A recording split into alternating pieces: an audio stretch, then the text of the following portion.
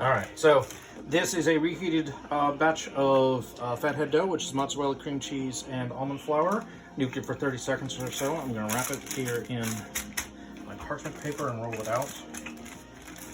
Doing this while it's fresh out of the microwave, or fresh off out of heating, will make it pliable. The goal is to just roll this out into a good, not too thin square.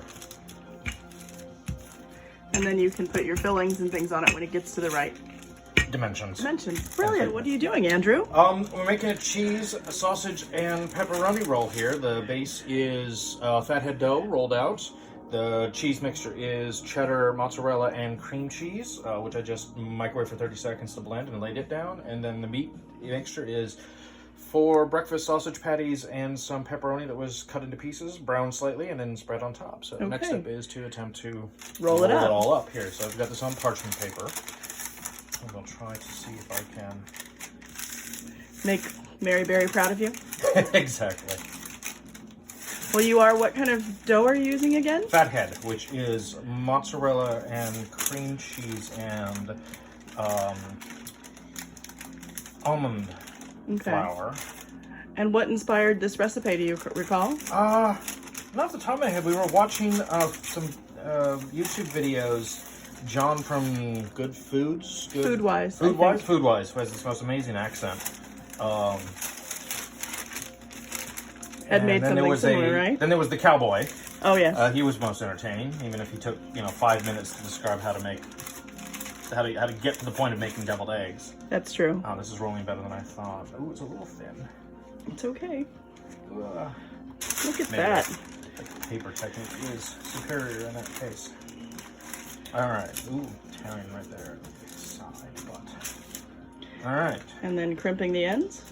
And then let's fold up and crimp in those ends. Okay. If I had some more dough, I'd patch that tear we got going on there. Right. Actually, hang on a second. Okay. All right. So, in rolling it over, I realized it was a little thin, so I took an extra piece of fathead, rolled it out, and I'm sort of patching it. It's not the prettiest, but it should be fine. Okay. And then what are you going to do? I'm going to apply an egg wash. Mm-hmm. And I should let this chill actually for a few minutes before putting it in the oven. So the next step will be, I think I will chill it, then I will apply an egg wash, and then we will throw it in the oven at 425. And then it's going to be just a guessing game to see how well it's done. Maybe 15 to 25 minutes at most. So we will see. So the finished loaf went into the fridge for about 20 minutes to chill and firm up. I'm going to apply this egg wash real fast, liberally over the top of it. I should give it a good browning.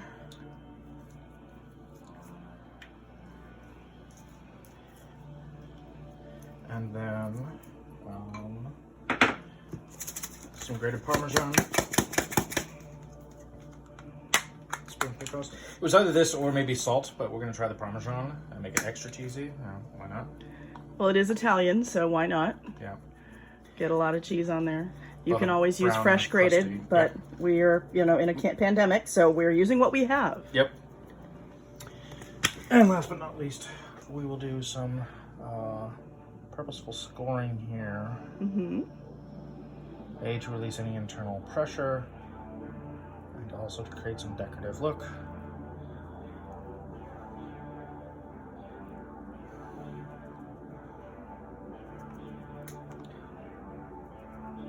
All right, and then take 2 steps to the side there. This is going in the oven at 425. This oven runs a little cold. I'm gonna take a little molecule there.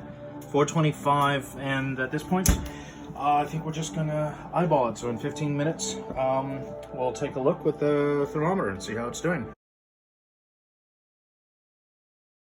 All right, so it's been in for 25 minutes at this point. And we can see that it has actually collapsed a fair bit. So that's probably due to the dough itself not being particularly rigid. Pardon me as I put a glove on. But let's see what we got here. It certainly smells good. And since the fillings were already pre-cooked, I don't have to worry too much about uncooked content, but I am a little disappointed at how flat it's become. So I'm going to let this sit out on the counter for a few minutes to cool just a little bit off, and then we'll take a cutting and see how it looks on the inside. So we've given it a few minutes to cool down and whatnot, and I'm going to go ahead and give it a cut across here so we can see. Oh, it's got some good crunch.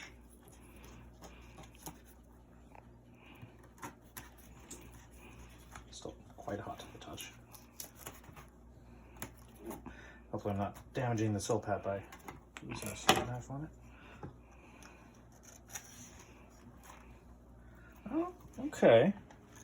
Got kind of a breakfast omelet layering thing going on in there. Looks pretty tasty. Yeah, we'll let it cool a little further and we'll actually have a taste test and we'll find out. All right.